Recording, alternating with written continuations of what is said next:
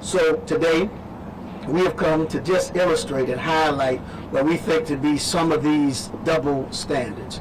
We can't afford to have two Louisianas any more than we can afford to have two legislative processes. So today I want to give you a few examples. I'll call others who will come to give some illustrations of the kind of double standards we speak to when we talk about what's happening in our house here in the state of Louisiana. So I'd like to introduce first Miss Diane Hanley, and following Diane, Reverend Larry Floyd will come. As he said, I'm Diane Hanley with Together Baton Rouge and Together Louisiana. I have brought an illustration. I went to the Mississippi River, you can do that here, and I got this bucket of water this morning. This came out of the tap right inside. This is what we drink. This is where we're heading. The clock is ticking, and it has to do with SB 203. You're going to hear about bills that didn't make it through the process, and about who those bills will impact. In stark contrast, SB 203 is a bill that would negatively impact the drinking water of all of us, and it sailed through the legislative process. Essentially, it exempts key members of the Groundwater Conservation Commission from provisions of the Code of Governmental Ethics. Ethics charges are currently pending, and so legislation was created to retroactively nullify those charges. Where did a bill like this come from? Well, in the 70s, the legislation was passed to create the Groundwater Commission to protect our drinking water. However, since then, the Commission has not stopped or even slowed the saltwater intrusion into our groundwater drinking sources, or the industrial overpumping that is causing the salt contamination. Why? There are commissioners who are serving on the Commission who are employees of the very industry whose groundwater pumping is being regulated. There is a clear public-private conflict of interest if employees sit on the state board that regulates their employers. So, because of excessive drilling and use of the groundwater, the aquifer used for drinking water in this Baton Rouge area is threatened by saltwater intrusion. There are reports, too, that the Baton Rouge Water Company has already bought land near the Mississippi River. So, if it goes unchallenged, Baton Rouge and surrounding parishes will be forced to switch to a source of drinking water from the Mississippi. This doesn't have to happen. There are efforts underway to move the Commission in a more positive direction, but SB 203 would undo that positive work. SB 203 exonerates of conflict of interest charges those serving on the Groundwater Commission in the Baton Rouge region. Essentially, ethics charges are being negotiated by legislation, and SB 203 would codify that action. So we are asking the governor to veto SB 203 to save our drinking water. I'll be back.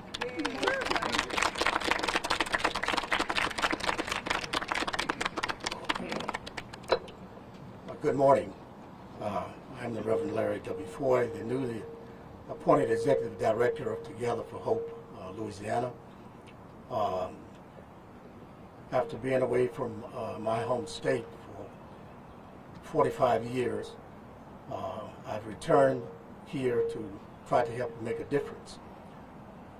Out of those 45 years while I was away from the state of Louisiana, yet I was always present because I have a brother who's been incarcerated in Angola for 40 years, serving a life without possibility of parole. During those 40 years, we have lost both of our parents, most recently losing our mother last year to COVID. The sad part about it is that my brother, Russell, did not get a chance to say goodbye to either of our parents. I'm here without the presence of his wife, who would have joined me. But she has gone through 3 surgeries and is now receiving treatment for cancer.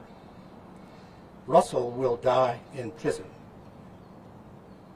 and be buried in prison if, in fact, we do not do something about giving people an opportunity to redeem themselves. We are supposed to be a nation of redemption and a nation of second chances. And yet, when Representative Duplessis put forth a bill, HB 490, he could not muster up enough votes to even get it in a committee. To me, this is shameful. It shows a lack of humanity toward other people, and that's not who we are, and it shouldn't be who we are. I often think about what would have happened to those of us people of faith, and perhaps to you, if Moses, who committed a violent act against a person, and for 40 years was on the run, but then he got redemption and then went back and liberated a people. And then he gives us the law, the great lawgiver. I often think about what would have happened if David, the greatest king of Israel, who plotted to take another man's life, and yet it's David who gives us the most powerful prayer and the most powerful piece of poetry that we know in sacred scripture, the 23rd Psalm. And for those of us who are specifically Christian, I often think about what would we be like if Paul, who conspired to kill hundreds and perhaps thousands of people simply because they believed in a person who had risen from the dead. They all got second chances. Everybody has worth and value.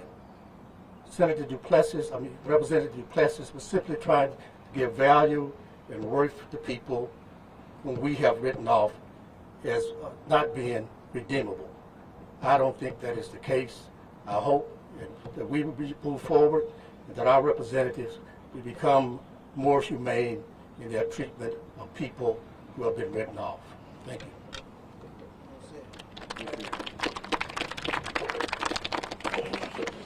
Thank you to Reverend Foy, and I want to reiterate something in case you missed it.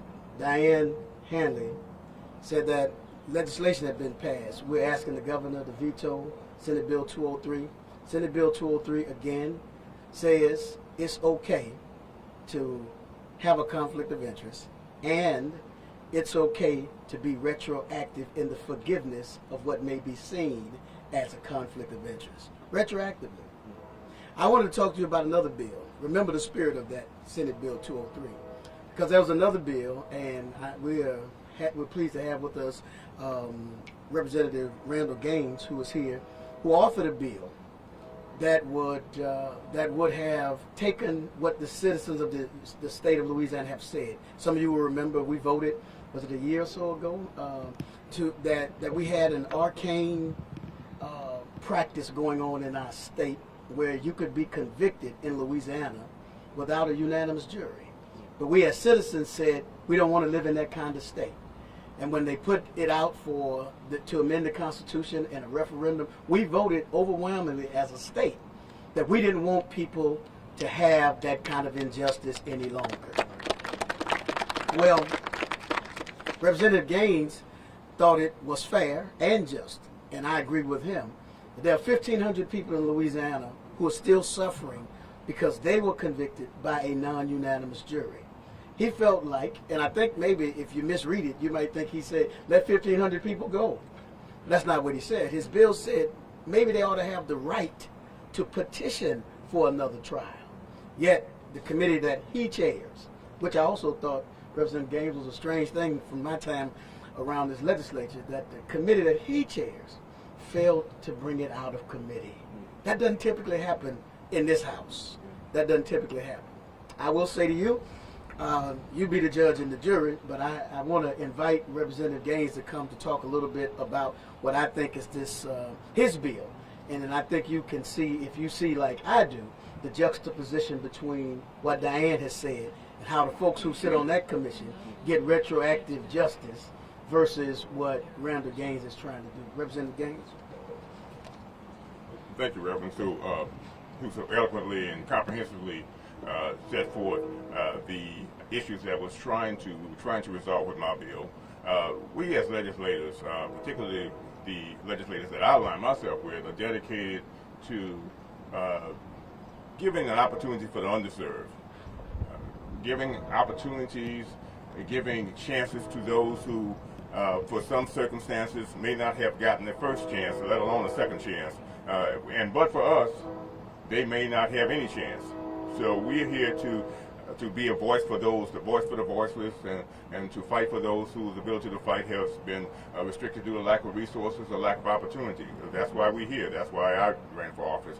And this particular bill that was just being discussed, HB 346, was to take a little further the cause of justice that was created when we passed the unanimous jury verdict law 2 years ago. I was chair of the Black Caucus at the time, and we actually led the charge to get that bill passed. We won 61 out of 64 parishes because the state said that, the legislature said that it was unfair because the law was created, the law had a racist origin and a racist intent dating back over 100 years because it was designed to incarcerate more black people, which resulted in the Louisiana having the highest incarceration rate in the nation, with 60 to 70% of those being black. So the legislature said this is unfair. The law was created with a discriminatory intent. It had a discriminatory impact, and it was effective because it worked. Well, we changed that. We said this is wrong. The 61 out of 64 parishes, the voters in 61 out of 64 parishes, this was wrong. We do not want this to stain Louisiana's heritage. Let's remove this.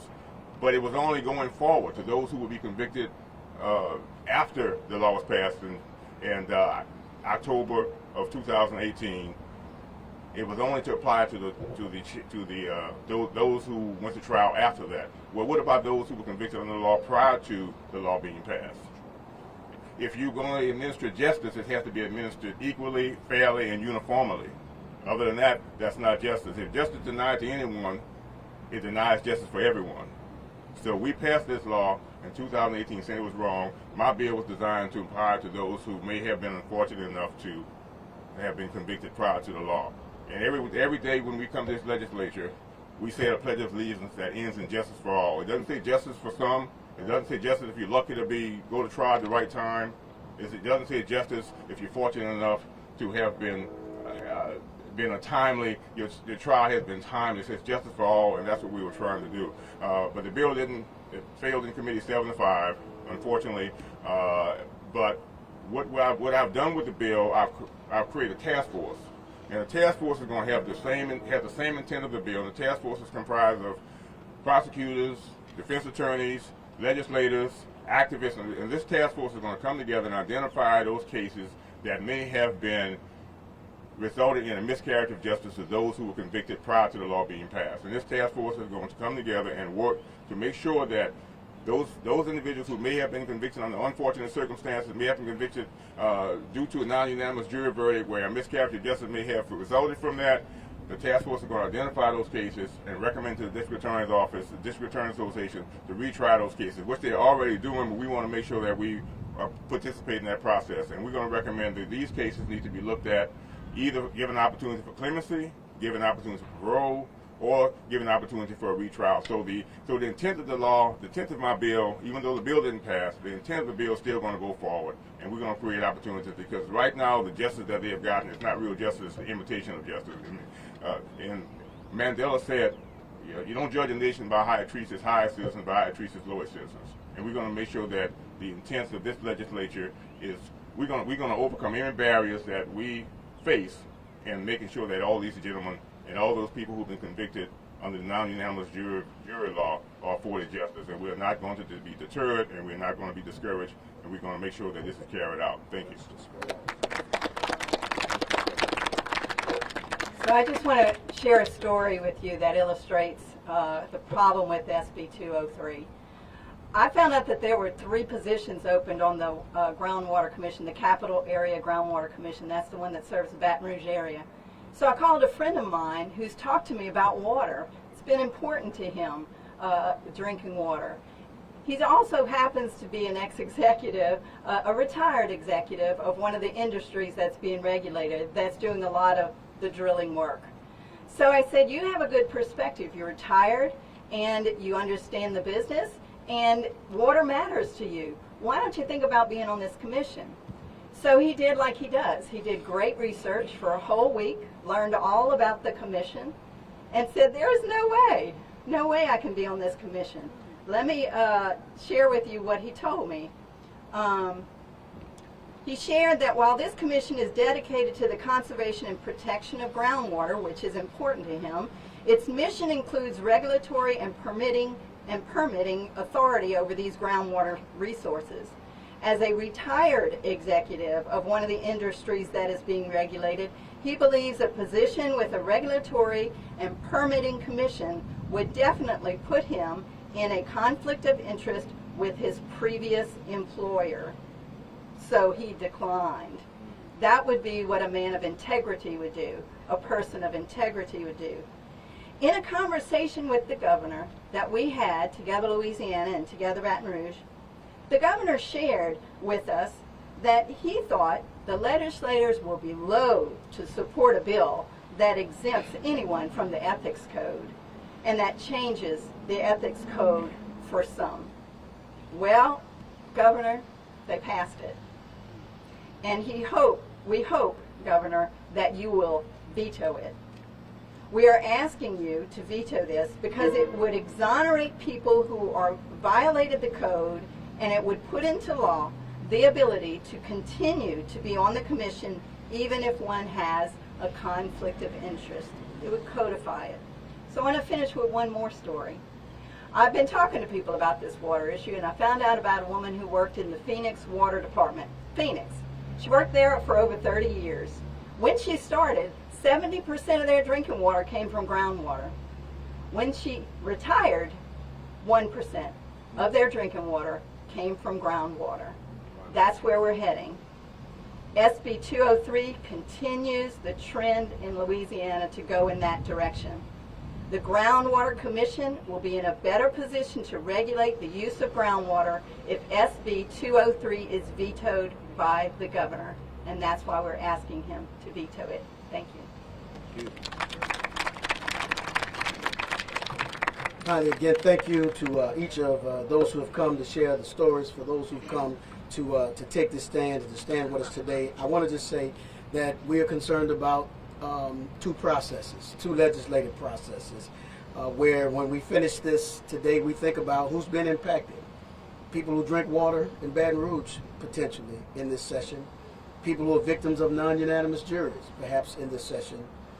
The only people who seem to have benefited are the people who have access to be able to get laws created on their behalf in this session. I would say to Governor Edwards, veto this bill, stop the double standard, help us to raise the ethical standards for everybody. Let's think about protecting everybody's water and protecting everybody's rights. Ladies and gentlemen, the folks you see standing back here are people who are committed to incarcerated people. They're committed. They have prison ministries at their churches and their organizations, and they have different affiliations. They're committed to people who are incarcerated. We feel like all of Louisiana's citizens matter.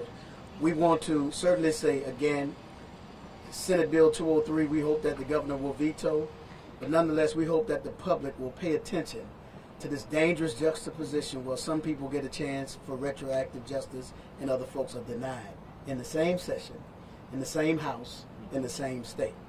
Something's wrong. I shared with one of the reporters I talked to today, I hardly ever quote Marlo Thomas, but I quote Marlo Thomas, and she simply said, nothing changes if nothing changes. Thank you. Governor, veto SB 203. Veto 203. Are there any questions anybody might entertain before we break out? Thank you so much. Anybody else from the media? So can you Yes. explain a little bit about, because this is kind of a complex idea for people who don't know about it. So for people who don't really know much about the commission and the code of ethics, in simple terms, how do you describe this bill and what it's trying to do? So, you want to talk about it? SB 203. I just wanted to shake this up a little bit because it's really muddy on the bottom. There we go, a little darker there. The bill is 1.5 pages long.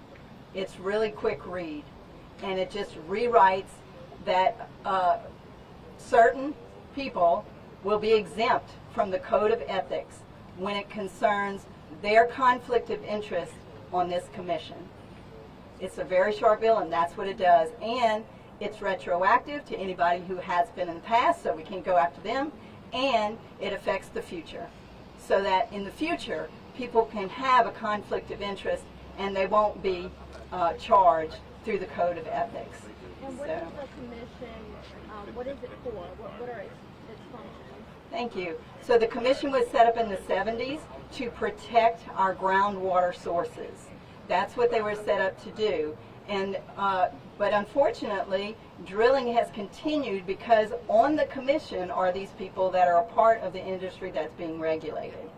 So that's their charge, their mission is to regulate and give permits for the drilling and pumping of our groundwater. So what is happening in Baton Rouge is that there are industries that are going deep into the aqueduct, into that aquifer, and drilling that water out, which means salt water is being drawn in.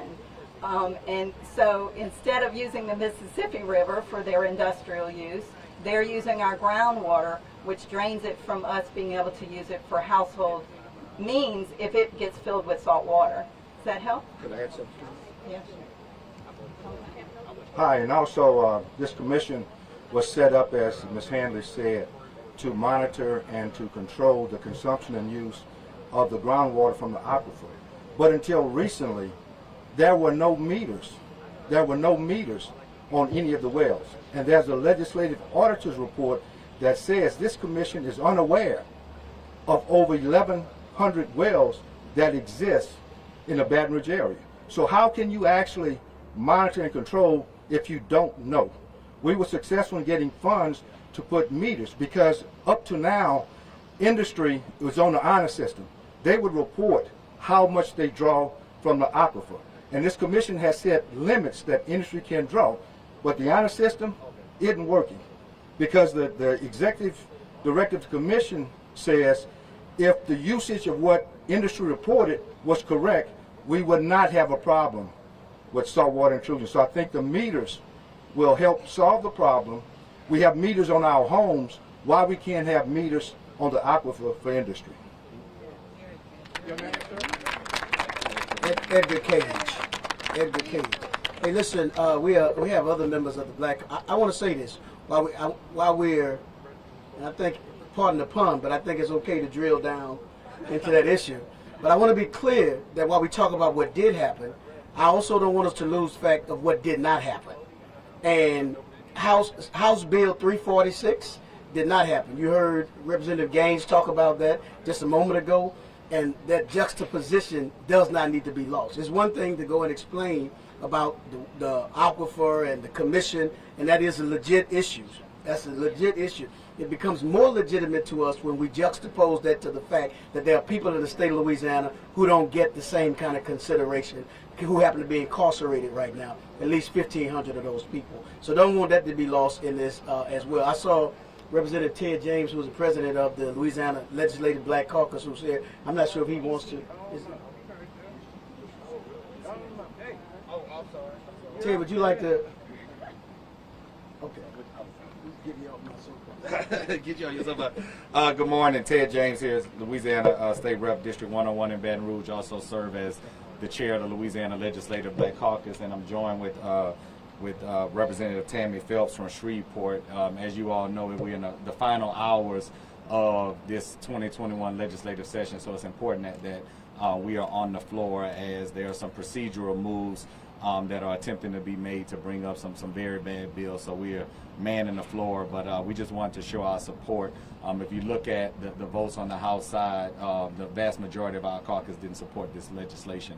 And we know, we've been around here a very long time, we know that while Lady Justice is colorblind, the folks that serve with us behind, they see very clear, and justice looks very different depending on the person that's seeking justice. And we know that, and we've been fighting for a lot of these issues. And one of the with the groundwater conservation issue and the ethics issue, I'm happy that Together Louisiana has highlighted this issue, because a lot of times those things go untalked about, and it is a very bad precedent for the legislature to come in and undo what ethics has told us that we should not be doing. And I know that there was some conflicting testimony, but the caucus, we are standing here with you all. We recognize that this is an enormous partnership, but even in the face of a lot of opposition, through working with many of you, especially on issues with criminal justice reform and voting rights, we have been successful on some issues. So I don't want it to be said that the caucus and you advocates on some of the issues that you guys have fought for, that we haven't been successful in this session. And I look forward to continuing that success. And I know that I will be personally asking the governor to veto this legislation. So that's coming from me. Appreciate you guys. Good morning, and thank you all for being here. I will be very, very brief. I would like to say to Together Louisiana and all the advocates behind us, I would not be here if you all were not there. And I thank you all so much, because no one has to take out their time to fight for others the way that you do and represent. I always feel needed and justified and strength given when I see any of you in the audience and in the committees and emailing and calling on us just to serve others, as we know God has called on us to help as much as we can. So again, thank you. We do stand with you. And again, if it were not for you, we would not be able to do what we do. And I appreciate you so much. Thank you.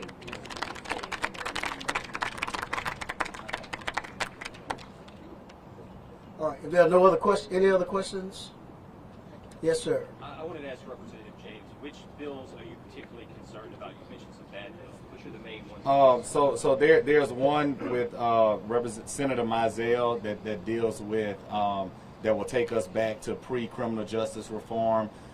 There's one that we stopped that one on yesterday. There's a bill that will that is being told that we're going to increase minority representation on the Supreme Court. Anytime that Jeff Landry is for a bill that has to do with voting, I'm against it.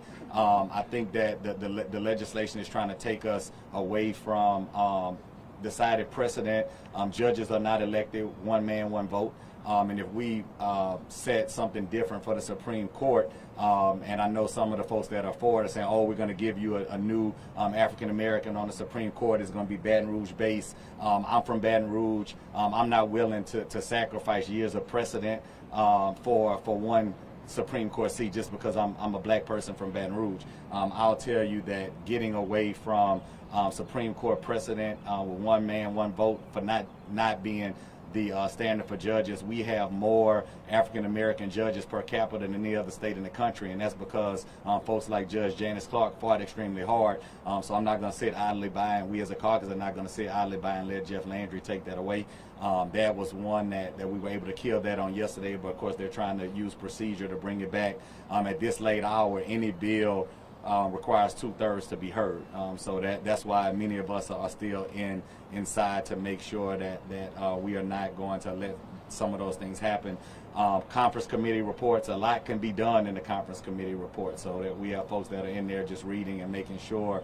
I know that the bill that we voted on that was a tax on marijuana looks totally different now that it's in the Senate, and there are extreme concerns about what that will do to the budget and some vital services that we fought too hard to protect. So, we're just monitoring some of those things to make sure that we don't pass anything to the governor that we don't think will align with the mission that these good folks behind me have been working so hard to protect.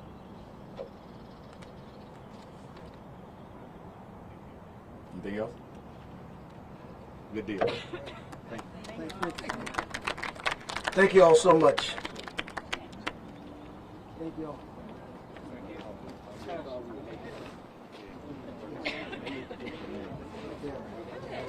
Darren, T-H-E. I'm sure you can pass it through. Yes, sir.